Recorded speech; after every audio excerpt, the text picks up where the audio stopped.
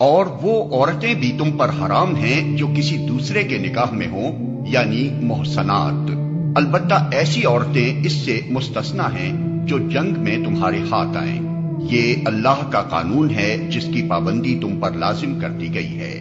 اس کے ماں سوا جتنی عورتیں ہیں انہیں اپنے اموال کے ذریعے سے حاصل کرنا تمہارے لیے حلال کر دیا گیا ہے،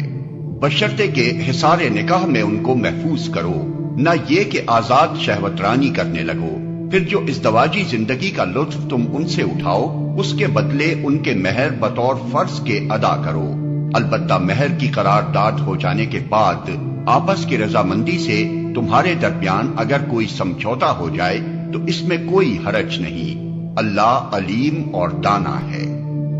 اور جو شخص تم میں سے اتنی مقدرت نہ رکھتا ہو کہ خاندانی مسلمان عورتوں یعنی محصنات سے نکاح کر سکے، اسے چاہیے کہ تمہاری ان لونڈیوں میں سے کسی کے ساتھ نکاح کر لے جو تمہارے قبضے میں ہوں اور مومنہ ہوں۔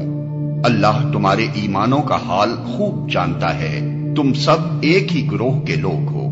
لہذا ان کے سرپرستوں کی اجازت سے ان کے ساتھ نکاح کر لو اور معروف طریقے سے ان کے مہر ادا کر دو تاکہ وہ حصار نکاح میں محفوظ یعنی محصنات ہو کر رہیں، آزاد شہوت رانی کرتی پھریں اور نہ چوری چھپے آشنائیاں کریں۔ پھر جب وہ حصار نکاح میں محفوظ ہو جائیں اور اس کے بعد کسی بدچلنی کی مرتکب ہوں تو ان پر اس سزا کی بنسبت آدھی سزا ہے جو خاندانی عورتوں یعنی محصنات کے لیے مقرر ہے۔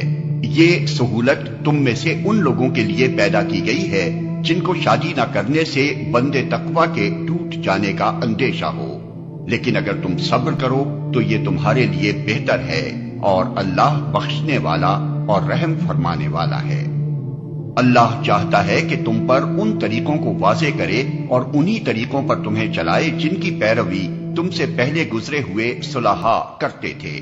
وہ اپنی رحمت کے ساتھ تمہاری طرف متوجہ ہونے کا ارادہ رکھتا ہے، اور وہ علیم بھی ہے اور دانا بھی۔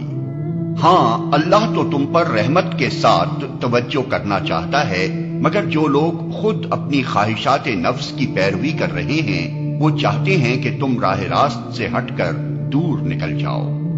اللہ تم پر سے پابندیوں کو ہلکا کرنا چاہتا ہے کیونکہ انسان کمزور پیدا کیا گیا ہے۔ اے لوگو جو ایمان لائے ہو، آپس میں ایک دوسرے کے مال باطل طریقوں سے نہ کھاؤ، لین دین ہونا چاہیے آپس کی رضامندی سے، اور اپنے آپ کو قتل نہ کرو، یقین مانو کہ اللہ تمہارے اوپر مہربان ہے۔